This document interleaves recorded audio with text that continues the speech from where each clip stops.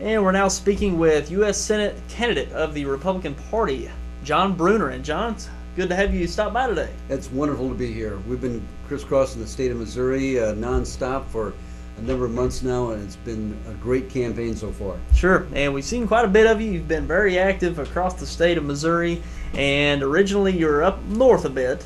Yes, and you know, every day I get the folder out, the agenda, find out where I'm going, where's next, and gosh, we've been from Kansas City down here, Poplar Bluff, Jefferson City, back and forth, almost every region of the state, and I'm having a great time. Sure, and it's typically what you hear from the candidates. They go across the state, they enjoy it, see all kinds of different culture of people across the state, and it varies from region to region. Yeah, it really does. But you know, there's an underlying theme that I'm finding all the people that I'm meeting, and people basically were worried, they're concerned, they're upset. They have friends, neighbors, they're losing jobs, losing their cars or trucks. You know, a real sense of uneasiness and concern across the state of Missouri. And this is not the country, this is not the state that I grew up in, that all of us love and want to be a part of. We just have to get this country back on track and get people working again. Sure. Now let's talk a little bit about you, where you're from, and just a little bit of your background. Well, sure. Not going far too back, but I spent time in the Marine Corps as an infantry officer. Had some great training. I was assigned in the Mediterranean, the North Atlantic, East Coast, West Coast. But you know, I trained with some of the most incredible people, great experiences, learned a lot of leadership skills. And after my 4 years there in the Marine Corps, and I have maybe a dozen in the inactive part of the military, I came back to a small family business. Now this is a business that my grandfather started in 1908 with $400 and no lawyers. And my dad, after he finished his service in the Navy in World War II, he came back there and he called and said, "John, I need your help back in the business." It was struggling. And I kept extending my tour of duty in the Marine Corps. So we came back. My wife and I had been married just a couple of years, and we jumped into a small family business. There was about 40 people there. We make personal care products, shampoo, mouthwash, hair care products, but you know, all under the store label. So it was Equate brand or Kroger brand, CVS, Walgreens, those things that you can buy at a good value. But it was struggling. And we had some tough days there, and tough months and tough years. And there was a time just to keep the payroll, keep things together. We had to sign the bank loans, personal guarantees, everything to keep the jobs. But, you know, roll this forward in a 30-year period of time, we were able to grow that business from 40 people to over 1,400 associates. And we were able to receive the Vendor of the Year from Target, Vendor of the Year from Walmart, Kroger, good companies. And now our products are all across the country. And most people don't know about us because they're under the store label, but we also have Germix, and that's one of the products I had a fun time putting together, and that's across the country as well. So that's my my story in terms of the business. And of course, during that period of time, I've always enjoyed being part of missions. I've traveled to Africa, the Philippines, Grenada.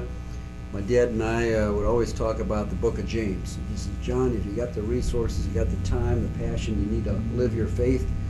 And so that's part of my motivation here in terms of being engaged in missions. Sure. So quite a story you've got going back in your life, and especially in business and where you've come. And now you're into politics, and this is the first time you're getting into politics. Is that correct? Yeah, it is. You know, my mom and dad were always involved, and as a young kid, being involved during the different elections, from putting up yard signs and then eventually helping other candidates and working for them, and passing out brochures, bumper stickers, all the things that you need to do. And it came to this point about a year ago. I just retired from the business, and some folks came and said, "We need help in Missouri. We need someone who has real skills and background, people who have actually been on the production line, been in a factory, understand what it means to make a payroll, compete in the workplace, being hit by the regulators and the regulations and the taxes, because far too many people in Washington, D.C. have lost touch.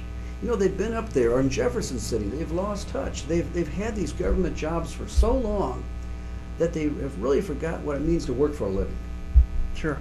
And you're running for U.S. Senate and for, of course, the Republican seat. You've got a few opponents in the primary, but on the other side of the aisle is Claire McCaskill, who eventually the Republican nominee will take on in the general election. So what's basically your vision for your candidacy going forward. Well, yes, again, Claire McCaskill, she's been there for 30 years. And she just has a different point of view than most people in Missouri. First of all, she was a deciding vote for Obamacare. 71% of the people are against Obamacare. I mean, it's going to strangle small businesses. Already, the market is anticipating higher prices of medical care and all the confusion with Obamacare. We need to repeal that. Claire McCaskill also is the one who embraced the EPA, the regulation of dust on the farms, cross-state air pollution. Of course, 6 months later, she comes rushing back after the outcry and puts in a temporary suspension. But her same embrace of the EPA is what came down here just 2 weeks ago, going to shut down the coal industry in Missouri. Missourians get 80% of their electricity from coal. So she's against coal. Now she's on this rampage attacking oil. I tell you, she just doesn't get it. She doesn't get what it takes to get the jobs back here in Missouri. We need to have an energy policy where we're digging for our own oil and gas and natural resources. That'll bring jobs back. We need to roll back the red tape regulations, these job-killing regulations. The EPA, people are being crushed by these regulations. We can get America working again if we just get somebody up in Washington, D.C. who's maybe really worked for a living and understand what these regulations, these taxes, these things are doing to hardworking folks and farmers all across Missouri. Sure, and I'd say it's really polarized at this time. Democrats and Republicans in Congress have a hard time getting anything done. The Democrats with the Senate, the Republicans with the House, so nothing really gets through both houses. So it's really a gridlock at this time. So and the Republicans had the momentum from the last election through the House, so potentially in the Senate this time around. I know Claire McCaskill's seat is one of those seats that the Republicans certainly want to take to gain the momentum in the Senate. So it's going to be one seat that's going to be looked at on a national, in a national context. You're exactly right. I mean, people all across the country are looking at Missouri. This is going to be a pivot state, a pivot election. It's very, very critical because they see that Claire McCaskill is vulnerable.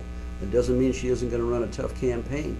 But here's where we can make a difference. People all across Missouri can determine, are they fed up with gas prices doubling? Do they feel that life has been better because of Claire McCaskill? Or is it time to make a change? And I'm suggesting not a change with another politician, not a variation of the theme, but somebody who's come all the way from industry, from business, past experience in the military, take those skills to Washington to get the job done. That's what I want to do. There's a few others who've gone to Washington that way. In particular, just the last cycle, a gentleman by the name of Ron Johnson. He ran for the Senate in Wisconsin, 31 years in manufacturing. Never was a senator, never ran for public office. I had a chance to meet with him, and he said, "John, have you ever tried to get anything done with 57 lawyers around the table?" He says, "These folks in Washington, D.C., I don't get it. I'm coming here to put a budget together, to put a plan." He said, "I did that. It's my business, just like you've done it, John." But they come to Washington thinking about how to put their name on a bill, on a building, how to get some ID recognition on TV. They're not thinking about the country. And then he finally said, "John, if you want to get into an election and run for public office, you'll have an experience like me. You'll see every good thing that you've ever done torn to shreds and smithereens. Everything that you've tried to achieve and all the people that you've tried to help, the opposition will tear you down.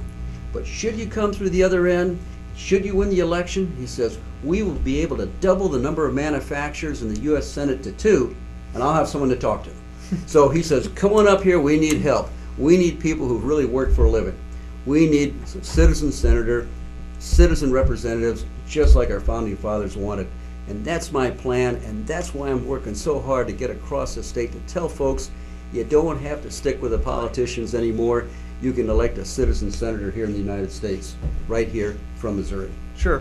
And folks may remember not too long ago, the Republicans had both the House and the Senate and the presidency, and just a few years ago, President Obama came into office and had both the House and the Senate with the Democrats. So we've seen it both ways, and not in just a very few years difference. And with kind of the pendulum swinging the other way, the Republicans, if they were to gain the presidency and both houses of the Congress, and say you were to become the eventual senator of Missouri, how do you think the Republican Party can change the current climate?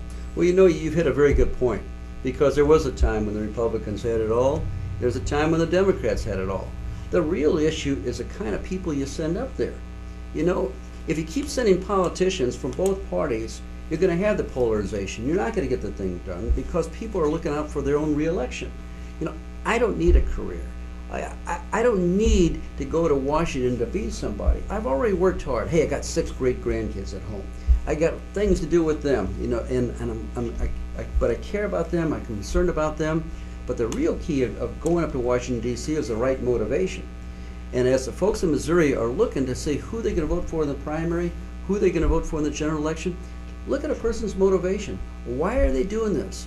Why are they in politics for 15, 25, 30 years? Is it time to get somebody with a different motivation to get up to Washington, D.C., who wants to get the job done and get back home? Okay, so a lot to look forward to. It's going to be a busy election season. We've got the primaries coming up in August for all the seats, and eventually the general election in November. So it's already starting to come together, and it's getting very competitive out there, which is always kind of a fun time to see a lot of all the candidates putting forth their vision for their respective seats, and we'll be looking forward to seeing how it all turns out going over the summer and into the fall. It's quite a scramble, but it's also an opportunity, and it's an opportunity to really make a difference this time. It's a critical election, and I'd encourage those to dig down and check out all the candidates. You can find out more about me on www.johnbrunner.com. That's BRUNNER, johnbrunner.com.